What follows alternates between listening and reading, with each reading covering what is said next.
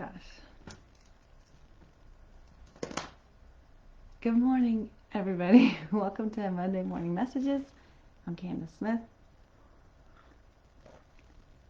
And also, I never know when these live videos start. So, in addition to not knowing when they end with the awkward faces, I also don't know when they start. So, I hope there's entertainment on the other side of my lack of knowledge.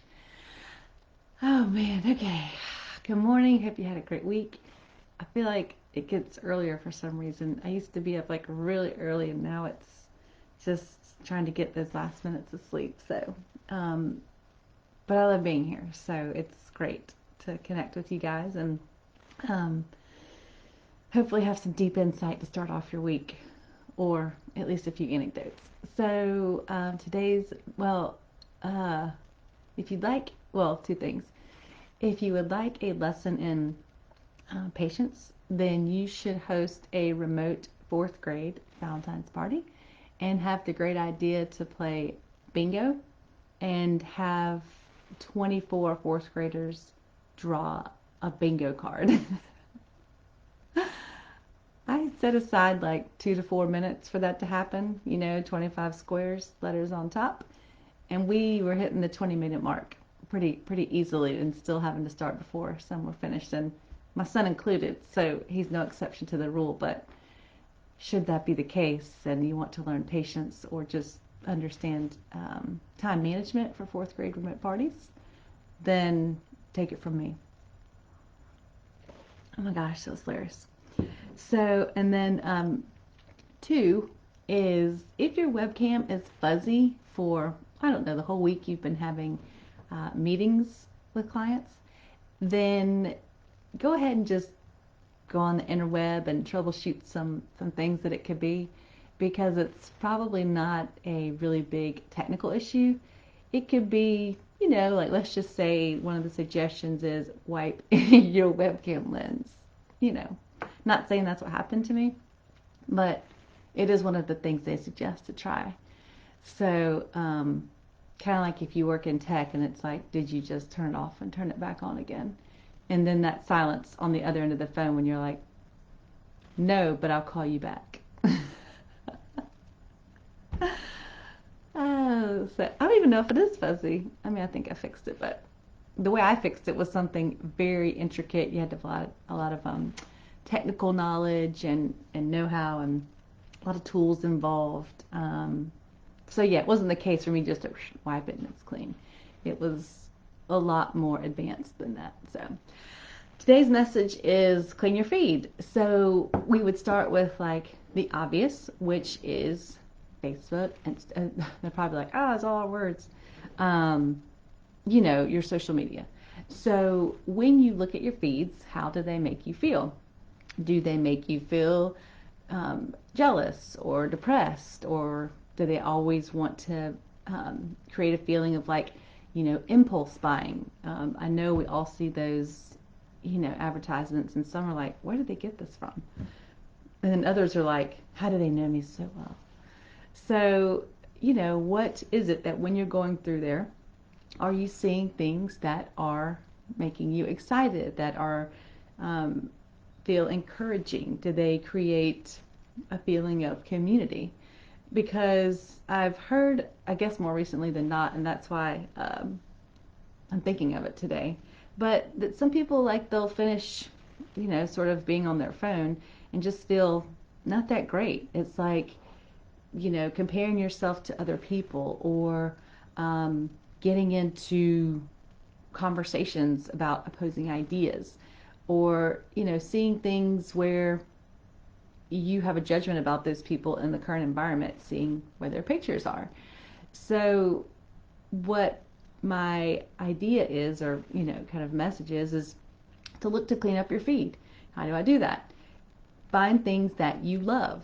I don't think it's surprising when I say that my feed has like motivational speakers and quotes, and I'm moving more towards like a plant-based lifestyle. So it has like recipes and groups where they exchange ideas, and what the journey looks like to be from what they would consider, more healthy in that lifestyle. And like plants, I love plants. So I'm with these like groups of like house plants and outdoor growing vegetables and stuff. So it really took a conscious effort for me to do that because I just sort of had whatever there was that, there were people in my feed, which is great. But it was less intentional than I wanted it to be. And I felt very drained afterwards. I felt not very motivated. It was almost like, why even bother? And it seemed overwhelming. And, even of course, jealousy. I mean, no one is um, exempt from that. So think about some of those things when you're on social media, or if you take a break, if you, like I said, just kind of clean it out. You can snooze people, you can, um, just sort of add new groups that inspire you. If you ride bikes, if you love cars, if you love animals. I mean, I think I even have like adoption animals on my feed just because I love seeing dogs and cats.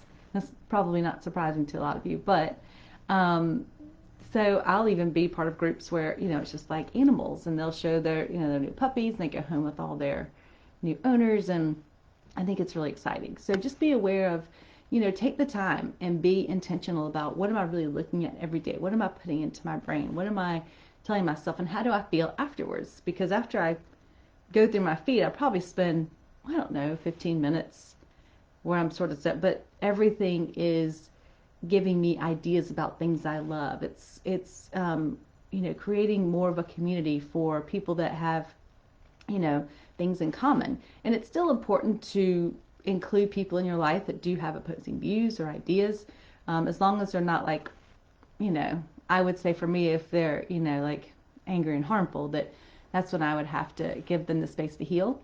But for the most part, I think it's good to have, as much information as possible and then make your own decisions. But when I finish, my feed, it's like, oh my gosh, I have this new recipe idea, or, there's this new plant I'm going to try and look at, or these, I feel like people in my feed that are motivated are, inspiring me instead of draining me. So be aware of that. And the second one, of course, is going to be like your physical feed, right? So what are you putting into your body every day that you could be more intentional about and change? And it was so, I don't know if the word's funny, but it was so interesting because this morning I thought about what if your body was like a dog, like a pet or something, and whatever we put into our body, we'd be putting into like a dog. And so with this dog, you're like giving it, drinks and giving cigarettes, you get like cake, and the dog's just like, oh my God, I did not feel good. And then you're like keeping it up late, like trying to like, okay, dog, we're watching this TV show. And the dog's like, I cannot do this anymore. And then you're like, why does this dog not have energy? Why is this dog like not getting good sleep and, playful and, good sense of humor? And it's so funny because that's what we do to ourselves, and maybe we don't sometimes outwardly see these drastic results of what we're doing, but of course it has an impact, but it just sort of happens over time. So it's just crazy to think like if you treated another entity that way, what the results would be. And the dog would be like, I am exhausted and I just need some food that's good for me and I need exercise. And what if you put like your dog in front of the TV for like 4 hours a day? They might like it if it was like dog shows where they watch maybe their friends or something, but they would be so bored, with nothing to stimulate their mind and get physical exercise and have food that's good for them. So it's definitely something to think about. And I hadn't ever thought of it that way. And it's new, so I haven't really vetted it. But that's why sometimes it's like, it's early, is that good because I don't have a filter? Or is it maybe like, she should probably wait till 8? Have like Monday afternoon messages and then like think about these things. But it gave me a different sense of awareness for that, because it was like, how can you expect you to yourself to have like thoughts and have energy when you dump all these things in that aren't creating the best environment for you to have energy? And then your emotional feed. So who are you texting? Who are you emailing? Who are you talking to, thinking about, writing about, that is creating you to feel a way that you don't want to feel? So, again, just think about cleaning that up. I mean, as if you were, I guess you could even move it to like cleaning your house, clean your feeds. That's a little different. But it would kind of be like cleaning your house. I mean, for me, like, you really have to be intentional about cleaning your house because it's not my favorite. I am grateful to have a house to clean. Don't get me wrong. Um, but it's something that you have to be really intentional about. So I think it's the same way in our lives. Like we need to say, okay, Saturday I'm gonna do this, or like the bathroom will like fall off of the house because it's in disarray. Um, so think about those things as far as what kind of conversations that you're having with people. How do they make you feel when you reach out to them? How do you feel when you get a response? How do you feel?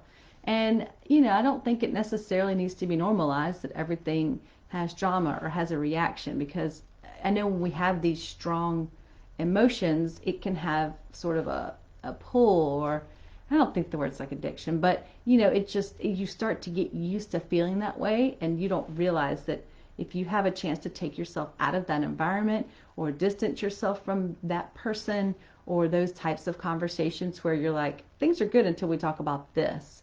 You don't always have to push the envelope and, try to initiate conversations where the person is not going to like pass the flying colors. So they'll be ready in their own time, or they never will. But I don't think it's always our responsibility to push someone to learn those things or to learn how to have those conversations when they're not ready. So it is a little bit on us in that regard, just to be respectful of those boundaries. And if you really want to care for that person and be with them and spend time with them, that it's okay to have those boundaries. You don't have to say, I can't tell this person because if we talk about this, then it doesn't work, so they're not a good person.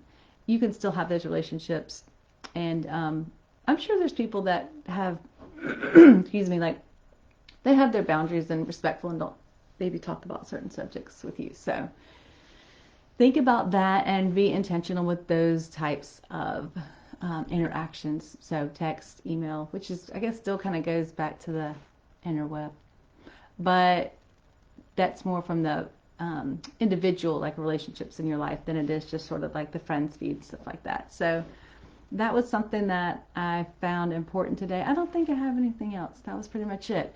Just try to be intentional and look around and try to check in to how you feel after interaction with people. Check in how you feel after you eat. Check in how you feel after you scroll through your phone. Check in how you feel after you if you're binge watching something. And don't be afraid to stop something if you don't like it.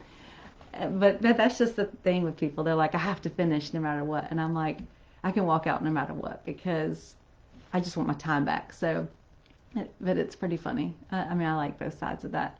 But if you're not feeling the way you want to feel after you're doing things, then try to make new rules for yourself. There's always a chance to change. Today is always a new day. And, you don't have to just continue in those patterns just because they're a habit for you. You can still make those changes and recognize how you feel, because you know how you feel when you do things you love. You know how you feel after you exercise. You know how you feel after you eat something that's good for you. You can still, like, I don't know, walk around the house instead of be like passed out in a coma on the sofa. You know how you feel when you get hydrated, when you get plenty of rest. So try to give your body more of those things, and don't have like the like sick dog next to you that you're picking up like, why can't you be more energetic? And the dog's like, no, we can't do this today. And that's how your body feels. It just can't always say that and be that. And we're so strong, we can push through it with other things, right? You're tired, you can push through a coffee. Like, until then, and you don't have something good to eat, and you can push through it by, I don't know, having something else or just waiting it out. Like I said, I haven't fully gotten through that, but something to think about. So, hope you have a great week, and work this week. Don't work. No, don't work this week. Work your week. think I should probably have it written down somewhere so I can read it because it's always still early. But if you need me, I'm always here for you, and I will do my awkward exit as I usually do. So, can't wait to see you guys next week. And bye.